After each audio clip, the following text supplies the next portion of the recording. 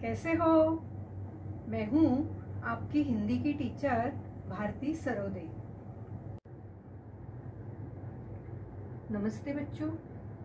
कोविड-19 के इस मुश्किल दौर ने हमें अपने घरों में रहकर अपना कार्य करने के लिए मजबूर कर दिया है, लेकिन बृहन्मुंबई महानगर पालिका ने आपके लिए इस चैनल के द्वारा पढ़ने का अवसर दिया है। इस चैनल द्वारा आपके लिए वीडियो बनाए जाते हैं जिसमें आपका पाठ, उसका शीर्षक तथा उसके नीचे दिए गए स्वाध्याय सभी दिखाई देंगे, जो आप घर बैठकर ही अपना अध्ययन पूरा कर सकोगे। तो चलिए आज हम एक नए पाठ की ओर जाते हैं।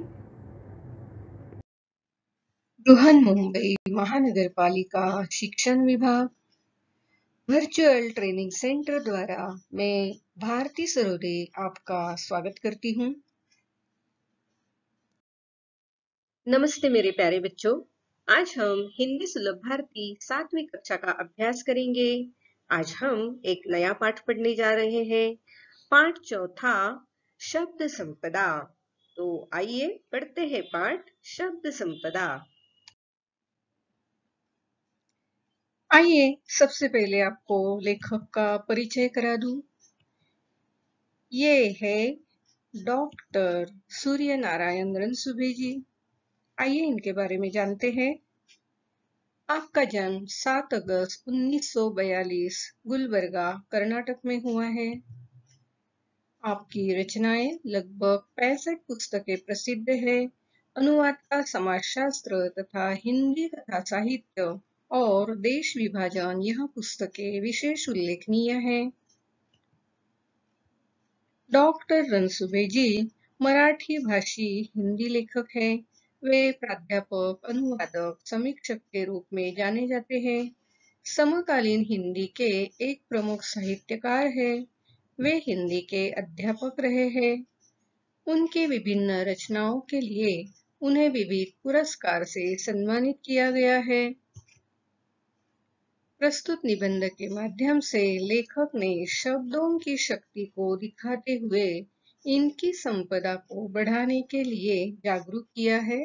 तो आइए देखते हैं पाठ शब्द संपदा। शब्द संपदा। लेखक डॉक्टर सूर्य नारायण रणसुभे। आदिम अवस्था से आधुनिक मनुष्य तक की विकास यात्रा का रहस्य किसमें है? क्या इसका तुम्हें पता है? अधिकांश लोग इसका उत्तर देते हैं कि अन्य प्राणियों की तुलना में मनुष्य का विकसित मस्तिष्क इस पूरी प्रगति व संस्कृति के मूल में है। यह उत्तर अपूर्ण है।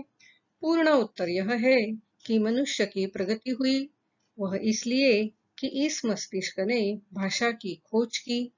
भाषा ही सभी प्रगति की जड़ में है। दुनिया की सभी ज्ञान शाखाओं का विकास हुआ भाषा के कारण।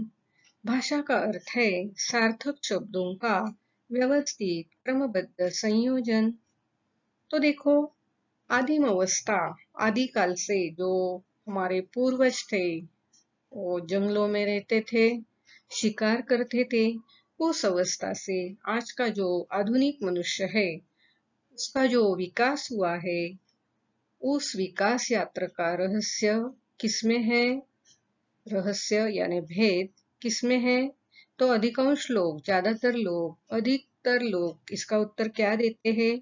अन्य प्राणियों की तुलना में मनुष्य का विकसित मस्तिष्क इस पूरी प्रगति व संस्कृति के मूल में है। मूल यानी जड़।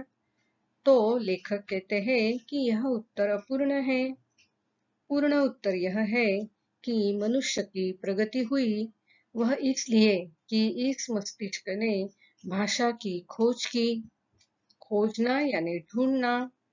मनुष्य का जो विकसित मस्तिष्क है, इस मस्तिष्क ने कितनी सारी भाषाएं खोज निकाली हैं। तो ये भाषा ही सभी प्रगति की जड़ में है। जड़ में यानी मूल में है। दुनिया की सभी ज्ञान शाखाओं का विकास हुआ भाषा के कारण। जितनी भी ज्ञान शाखाएं हम देख रहे हैं, उन सब का विकास भाषा के कारण ही हुआ है। तो भाषा, इसका सरल सरल अर्थ यह है कि सार्थक शब्दों का व्यवस्थित क्रमबद्ध संयोजन। सार्थक यानी जिसमें कोई अर्थ हो, ऐसे शब्दों का व्यवस्थित क्रमबद्ध, क्रमबद्ध यानी एक के बाद एक क्रमवार किया हुआ संयोजन, संयोजन करना यानी मिलाना, जोड़ना। तो सार्थक शब्दों को एक के बाद एक जोड़ने से हमारी ये भाषा तैयार होती है, हमारा वाक्य तैयार होता है।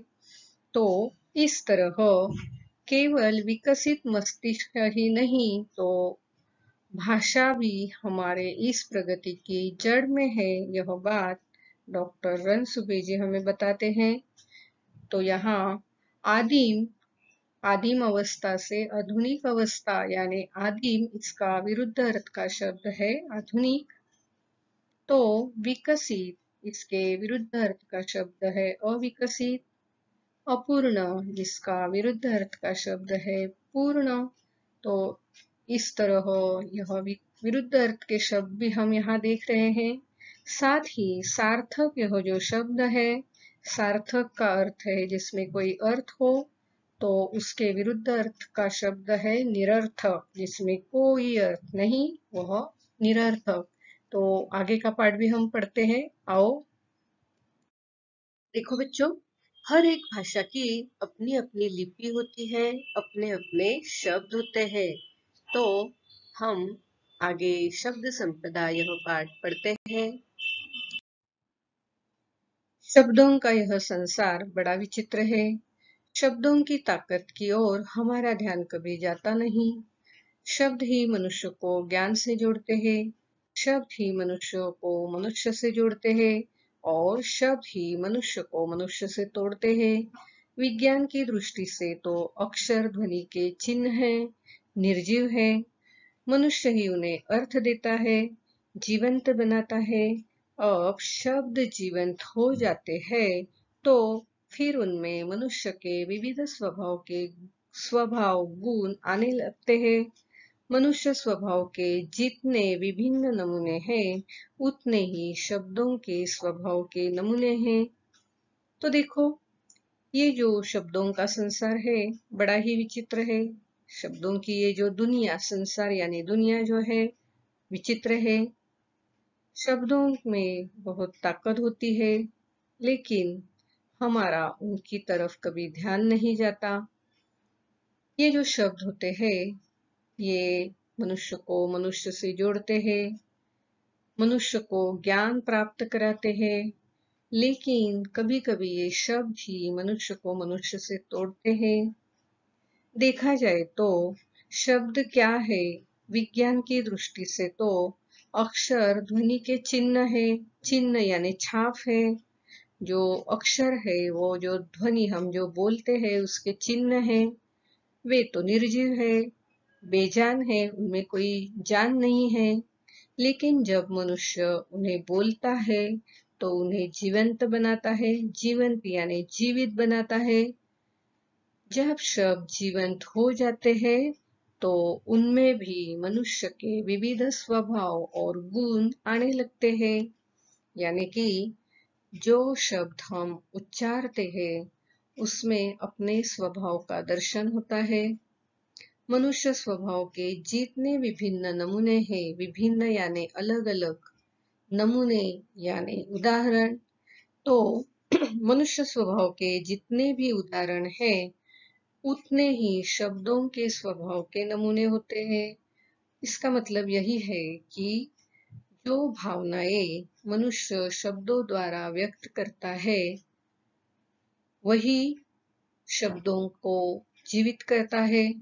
तो इस तरह ये जो शब्द है, ये हमारे उच्चारण से ही जीवित होते हैं। यह बात ध्यान में रखना है। आओ आगे पढ़ते हैं। जैसे कुछ लोग औरों को हंसाने का काम करते हैं, वैसे ही कुछ शब्द भी लोगों को हंसाते हैं। जैसे कुछ मनुष्य औरों को हमेशा तकलीफ देते हैं, वैसे कुछ शब्दों के उच्चारण मात्र से सामने वाला व्यक्ति व्यथित हो जाता है। कई बार तो ऐसे शब्दों को सुनकर वह रोने भी लगता है। कुछ लोग बड़े प्रिय होते हैं, वैसे ही कुछ शब्द भी बहुत प्रिय होते हैं। उन्हें बार-बार सुनने की, गुनगुनाने की इच्छा होती है। एक और कुछ शब्द धोखा देने वाले होते हैं, कुछ निरर्थक होते हैं, तो दूसरी ओर कुछ शब्द बहुत सज्जन, सात्विक, सभ्य और सुसंस्कृत होते हैं। तो देखो, यहाँ लेखक हमें शब्द क्या-क्या काम करते हैं, यह बात बताते हैं। शब्द हमें हंसाते हैं, रुलाते हैं। शब्द हमें तकलीफ देते हैं, तकलीफ यानी परेशानी, पीड़ा देते हैं। तो कुछ शब्द सुनकर व्यक्ति व्यथित हो जाते हैं, दुखी हो जाते हैं। कई बार तो ऐसे शब्द जो पीड़ा देने वाले, तकलीफ देने वाले जो शब्द होते हैं, ऐसे शब्दों को सुनकर व्यक्ति रोने भी लगता है। लेकिन कुछ शब्द बड़े ही प्रिय होते हैं, जैसे कि हमारे तारीफ के शब्द हो या हमारे अच्छे गुणों को बताने वाले शब्द हो। ऐसे शब्द बार-बार सुनने की, उन्हें गुनगुनाने की इच्छा होती है। जो हम कविताएं पढ़ते हैं, गाने सुनते हैं, उनमें जो सुंदर-सुंदर शब्द होते हैं, उन्हें गुनगुनाने की इच्छा होती है। तो दूसरी ओर कुछ शब्द जो है वो धोखा देने वाले होते हैं, विश्वासघात करने वाले होते हैं। तो कुछ शब्द तो बड़े ही निरर्थक होते हैं, जिनमें कोई अर्थ ही नहीं होता है। लेकिन इसके बावजूद कुछ कुछ शब्द तो सज्जन होते हैं, सात्विक होते हैं, सभ्य होते हैं और सुसंस्कृत होते हैं। तो ऐसे गुणी शब्द होते हैं, संस्कारित शब्द होते हैं, जो सभ्यता की मर्यादा को जानते हैं, ऐसे सुसंस्कृत शब्द होते हैं। तो ऐसे सारे जो शब्द है, ये शब्दों के अलग-अलग उपयोग हम करते हैं, तो हमें इस बात से यह समझना चाहिए कि हमेशा अच्छे शब्दों का ही हमने उपयोग करना है। कुछ शब्द निष्क्रिय बना देते हैं कि कुछ मत करो, जो भाग्य में है वह तो मिल ही जाएगा, नहीं है तो नहीं मिलेगा। न्यूटन ने कहा है कि किसी भी काम की सफलता के लिए 90% परिश्रम, 5% बुद्धि और 5% संयोग की जरूरत होती है। परंतु याद रखें, किसी भी काम को पूर्णत्व देने के लिए 90% कठोर परिश्रम की जरूरत होती है। ऐसे शब्द जो हमें निष्क्रिय करते रहते हैं, उन्हें हमें अपने जीवन व्यवहार से निकाल बाहर करना है। तो देखो, यहाँ लेखक ये भी बताते हैं कि कुछ शब्द जो होते हैं वो बड़े निष्क्रिय होते हैं, हमें निष्क्रिय बना देते हैं। निष्क्रिय यानी क्रियाहीन, कुछ काम करने से दूर रखते हैं। तो कैसे कहते हैं लोग, कुछ मत करो, जो मिलना है वह तो मिलेगा, नहीं है तो नहीं मिलेगा। लेकिन इसके बावजूद न्यूटन क्या कहता है कि किसी भी काम की सफलता के लिए 90% परिश्रम, 5% अपनी बुद्धि और 5% संयोग यानी मिलाप या जोड़ना, इन बातों की जरूरत होती है। लेकिन एक बात तो जाहिर है, एक बात तो हर कदम पर सच है कि किसी भी काम को पूर्णत्व देने के लिए हमें 90% कठोर परिश्रम की जरूरत होती है। कठोर परिश्रम यानी कड़ी मेहनत करने की जरूरत होती है। तो जो शब्द हमें निष्क्रिय करते रहते हैं, उन्हें अगर हम अपने जीवन व्यवहार से निकाल कर बाहर ही कर देंगे, तो जरूर जो काम कर रहे हैं उनमें सफल हो जाएंगे। तो ऐसे निष्क्रिय शब्दों को हमें हमारे जीवन से निकाल देना है। कुछ भाषाओं के शब्द किसी भी अन्य भाषा से मित्रता कर लेते हैं और उन्हीं में से एक बन जाते हैं। जैसे आपके मित्रों में से कुछ ऐसे हैं जो सबसे घुल मिल सकते हैं, कुछ ऐसे होते हैं कि वे औरों से मित्रता नहीं कर पाते। शब्दों का भी ऐसा ही स्वभाव होता है। विशेषकर अंग्रेजी भाषा के कई शब्द जिस किसी प्रदेश में गए वहां की भाषाओं में घुल मिल गए, जैसे बस, रेल, कार, रेडियो स्टेशन आदि। तो देखो अभी ये जो शब्द है एक भाषा से दूसरी भाषा में जाते हैं, दूसरी भाषा के शब्दों से मित्रता करते हैं, मित्रता यानी दोस्ती करते हैं, और वहां वे घुल मिल जाते हैं, उनमें से एक बनकर रह जाते हैं। घुल मिल जाना यानी मिलनसार होना, एक दूसरे से मिल जाते हैं। तो कुछ शब्द ऐसे भी होते हैं वे कभी दूसरों से मित्रता नहीं कर पाते। तो ये शब्दों के ऐसे स्वभाव होते हैं। उनमें से एक जो अंग्रेजी भाषा है उसके कई शब्द जिस जिस प्रांत में जिस जिस प्रदेश में गए वहां की भाषाओं में घुल मिल गए, यानी कि वहां की भाषाओं में ये जो अंग्रेजी शब्द है जैसे बस, रेल, कार, रेडियो स्टेशन, ये उनकी ही भाषा के शब्द हो इस तरह उपयोग में लाए जाने लगे। तो ये अंग्रेजी जो शब्द है वहां के भाषा में घुल मिल गए। कहा जाता है कि तमिल भाषा के शब्द केवल अपने परिवार द्रविड़ परिवार तक ही सीमित रहते हैं, वे किसी से घुलना मिलना नहीं चाहते। अलबत्ता हिंदी के शब्द मिलनसार है, परंतु सब नहीं। कुछ शब्द तो अंत तक अपना स्वतंत्र अस्तित्व बनाए रखते हैं, अपने मूल रूप में ही वे अन्य स्थानों पर जाते हैं। कुछ शब्द अन्य भाषा के साथ इस प्रकार जुड़ जाते हैं कि उनका स्वतंत्र रूप खत्म सा हो जाता है। तो देखो हमारी जो अलग अलग भाषाएं हैं उनमें से तमिल भाषा जो है वह केवल द्रविड़ परिवार तक ही सीमित है। उनके जो शब्द है किसी और भाषा में नहीं जाते। सीमित रहना यानी मर्यादित रहना। तो हिंदी के जो शब्द है वे बड़े मिलनसार है, और निसंदेह हिंदी के बहुत से शब्द मिलनसार हैं, घुल मिल जाने वाले हैं। लेकिन सब शब्द नहीं। कुछ तो शब्द ऐसे हैं जो अंत तक अपना अस्तित्व बनाए रखते हैं। अंत यानी आखिर तक, अस्तित्व यानी मौजूदगी। तो हिंदी के कुछ शब्द जो ऐसे हैं जो अपना स्वतंत्र अस्तित्व बनाए रखते हैं, वे अगर किसी अन्य भाषा में जाना ही हो तो अपने मूल रूप में ही जाते हैं, वह उनमें कुछ बदलाव नहीं होने देते। लेकिन कुछ शब्द जो है हिंदी के वो अन्य भाषा में जाते जाते उनका जो रूप होता है, स्वतंत्र रूप होता है, उसमें बदलाव आ जाता है, जैसे उनका स्वतंत्र रूप खत्म सा हो जाता है। तो इस प्रकार ये जो शब्द है दूसरी भाषा में जाते वक्त अपना रूप बदल लेते हैं। हिंदी में कुछ शब्द ऐसे भी पाए जाते हैं जो दो भिन्न भाषाओं के शब्दों के मेल से बने हैं।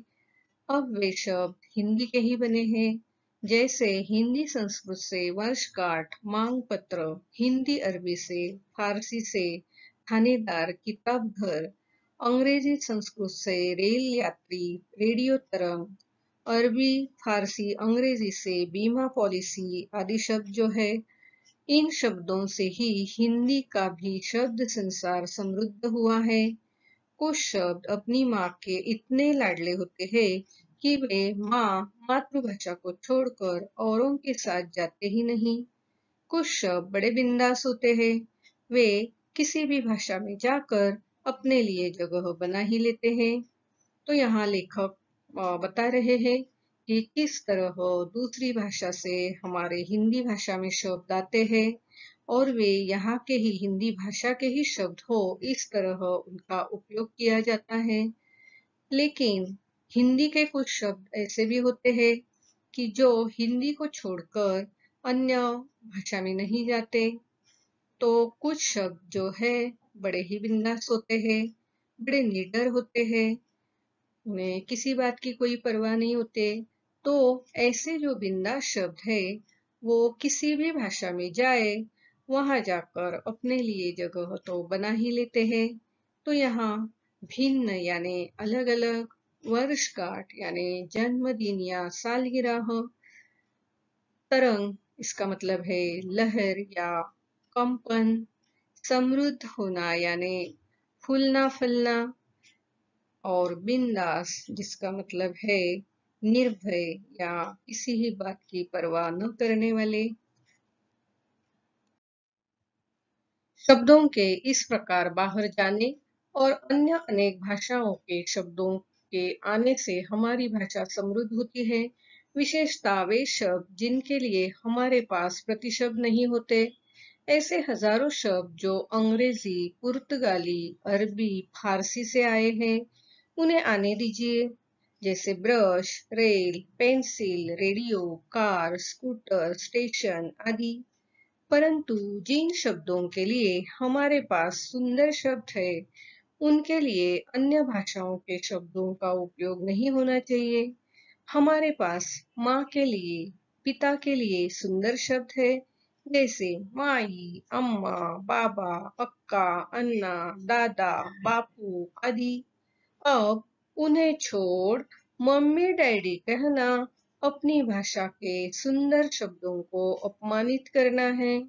तो देखो, लेखक यहाँ हमें बता रहे हैं कि जिस तरह हमारी भाषा से शब्द दूसरी भाषाओं में जाते हैं या दूसरी भाषाओं के शब्द हमारे भाषा में सम्मिलित होते हैं, तो इसी तरह ये भाषाएं समृद्ध होती जाती है। विशेषता जो शब्द दूसरी भाषा से हम अपनाते हैं और जिनके लिए हमारे पास प्रतिशब्द नहीं है, प्रतिशब्द यानी समान अर्थ के शब्द नहीं है, ऐसे हजारों शब्द जो अंग्रेजी, पुर्तगाली, अरबी, फारसी से आए हैं। तो लेखक क्या कहते हैं, दूसरी भाषा से अगर शब्द हमारी भाषा में आते हैं तो आने दीजिए, उन्हें अपना लीजिए। परंतु परंतु ध्यान में रखो कि जिन शब्दों के लिए हमारे पास सुंदर शब्द है, उनके लिए अन्य भाषाओं के शब्दों का उपयोग नहीं होना चाहिए। उदाहरण के तौर पर लेखक ने यहाँ बताया है कि माँ और पिता के लिए हमारी भाषा में बहुत ही सुंदर प्यारे शब्द हैं, जैसे माई, अम्मा, बाबा, अक्का, अन्ना, दादा, बापू। ऐसे इतने प्यारे शब्दों को छोड़कर आजकल के बच्चे अपने माता पिता को मम्मी डैडी कह के पुकारते हैं। तो इस तरह अपने सुंदर शब्दों को छोड़कर दूसरे शब्दों को अपनाना यानी अपनी ही भाषा के सुंदर शब्दों को अपमानित करना है। तो ये बात भी हमने हमेशा ध्यान में रखनी है। हमारी भाषा का जो लिहाज है, हमारी भाषा का जो मान है, उसे संभालना चाहिए।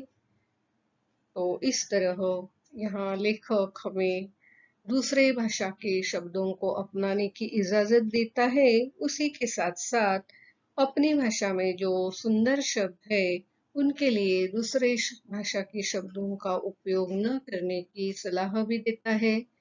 तो आइए आगे भी देखते हैं। हमारे मुख से उच्चारित शब्द हमारे चरित्र, बुद्धिमत्ता, समझ, संस्कारों को दर्शाते हैं। इसलिए शब्दों के उच्चारण के पूर्व हमें सोचना चाहिए। कम से कम शब्दों में अर्थपूर्ण बोलना और लिखना एक कला है। यह कला विविध पुस्तकों के वाचन से, परिश्रम से साध्य हो सकती है। मात्र एक गलत शब्द के उच्चारण से वर्षों की दोस्ती में दरार पड़ सकती है।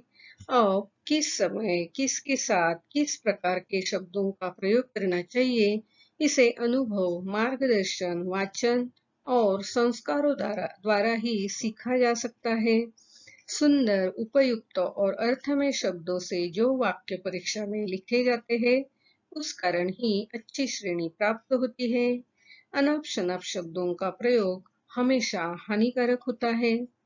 तो देखो, यहाँ लेखक हमें बताते हैं कि जो शब्द का हम उच्चारण करते हैं, उच्चारित यानी बोलना, तो उससे सामने वाले को हमारे चरित्र, बुद्धिमत्ता, समझ और संस्कारों के बारे में पता चलता है। तो हमें कोई भी शब्द बोलने से पहले सोचना चाहिए। कम से कम शब्दों में बोलना और लिखना यह तो एक कला है। इस कला को पाने के लिए विविध पुस्तकों की वाचन करने चाहिए, परिश्रम करने चाहिए, तभी ये कला हमें साध्य हो सकती है, प्राप्त हो सकती है। मात्र गलत शब्द के उच्चारण से हमारे वर्षों की दोस्ती टूट सकती है, उसमें दरार पड़ सकती है, दूरी आ सकती है। तो हमें किस समय किसके सामने किस प्रकार के शब्दों का प्रयोग करना चाहिए, यह बात सीखने के लिए जो पुस्तक है, उनके जो अनुभव है, उसमें जो मार्गदर्शन किया है, उनके वाचन से, उनके संस्कारों से ही ये बात सीखी जा सकती है। सुंदर, उपयुक्त और अर्थपूर्ण शब्दों से अगर हम परीक्षा में उत्तर लिखते हैं, तो ही हमें अच्छे गुण मिलते हैं, अच्छी श्रेणी मिलती है। अनाप-शनाप शब्दों का प्रयोग हमेशा ही हानिकारक होता है। अनाप-शनाप यानी जो गलत शब्द है या जो शब्द दूसरों को हानि पहुंचाते हैं, तो ऐसे अनाप-शनाप जो शब्द है, उनको हमने त्यागना है। निरर्थक बातें नहीं करनी है, बकवास नहीं करनी है।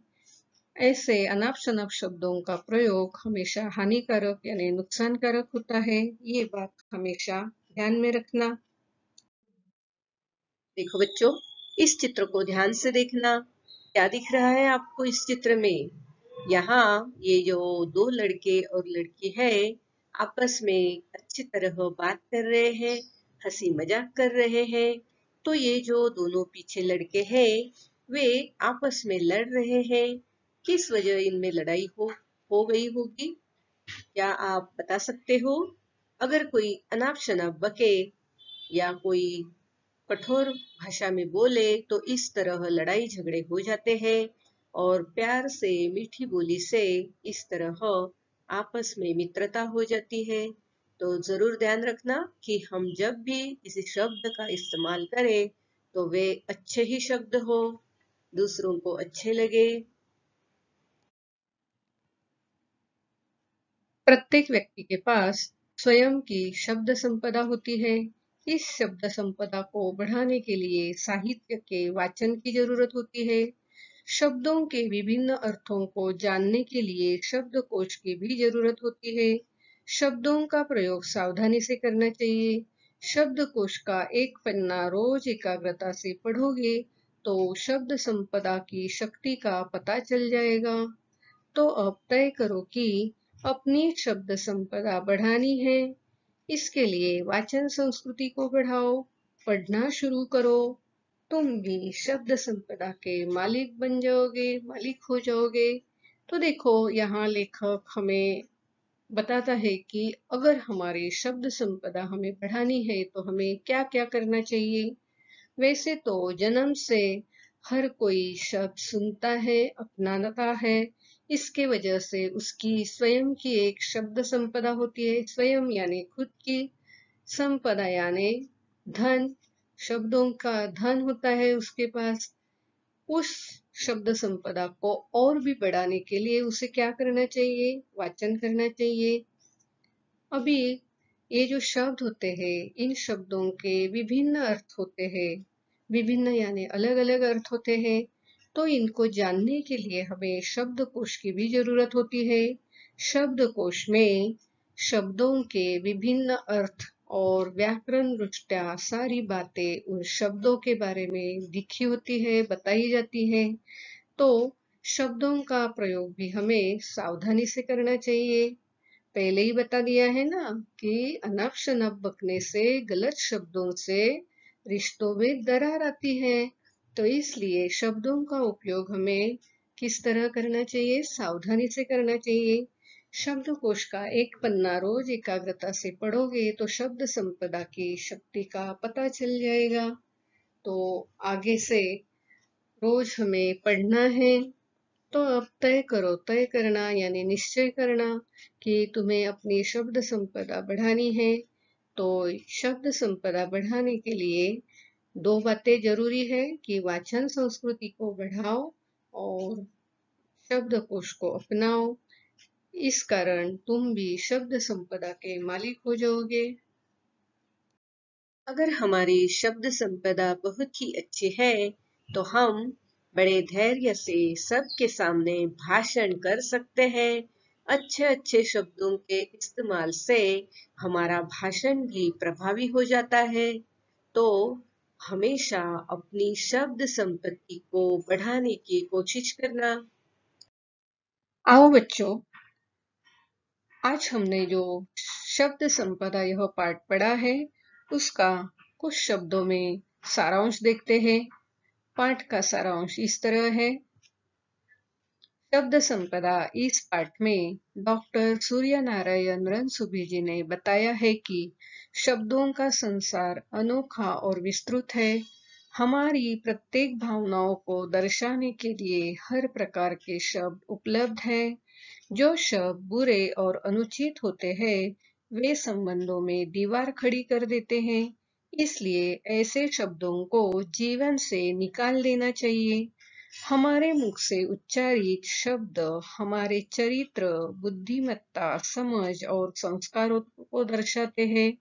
इसलिए शब्दों के उच्चारण के पूर्व हमें सोचना चाहिए। कम से कम शब्दों में अर्थपूर्ण बोलना और लिखना एक कला है। यह कला विविध पुस्तकों के वाचन से, परिश्रम से साध्य हो सकती है। हमें अपनी शब्द संपदा विकसित करने के लिए शब्दकोश, साहित्य और ज्ञानवर्धक पुस्तकें पढ़नी चाहिए।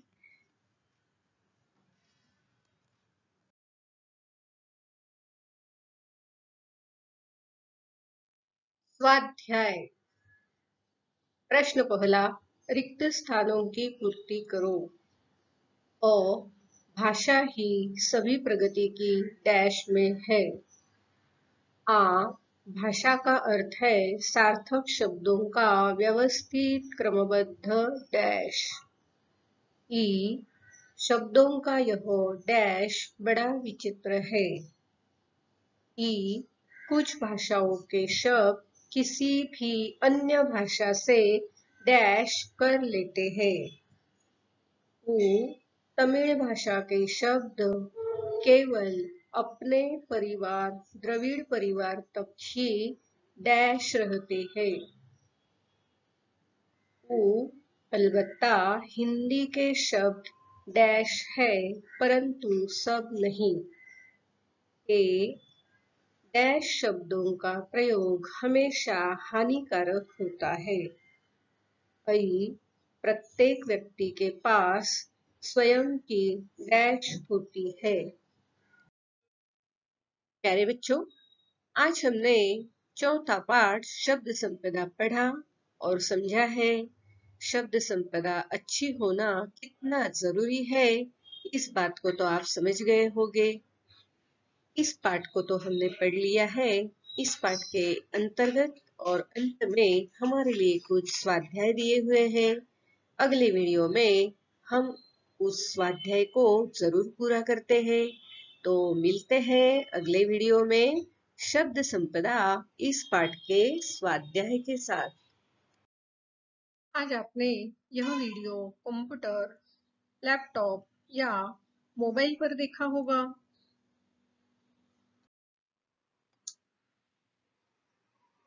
वीडियो के नीचे आपको इस तरह का एरो दिखाई देगा।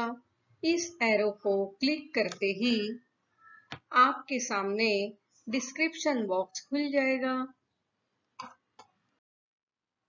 डिस्क्रिप्शन बॉक्स में आपकी कक्षा, विषय, घटक तथा शिक्षक का नाम होगा और साथ ही आपने जो वीडियो देखा है उस पर आधारित कुछ प्रश्न होंगे जिसके उत्तर आप अपने कॉपी में लिखना है। और हाँ, साथ में ही एक गूगल लिंक दी गई है। इस लिंक को क्लिक करके जो फॉर्म आएगा उसे आपको भरना है। इस तरह का गूगल फॉर्म आपके सामने खुल जाएगा जिसे क्लिक करके भरना है और अंत में यह जो सबमिट का बटन है उसे दबाना है। और हाँ, अगली बार 7वीं कक्षा का हिंदी विषय का वीडियो देखने के लिए हमारा ये थंबनेल जरूर याद रखना। मेरा ये वीडियो आपको पसंद आया हो तो जरूर लाइक, शेयर और सब्सक्राइब कीजिए। मेरा ये वीडियो ध्यान से देखने के लिए आप सभी को बहुत बहुत धन्यवाद।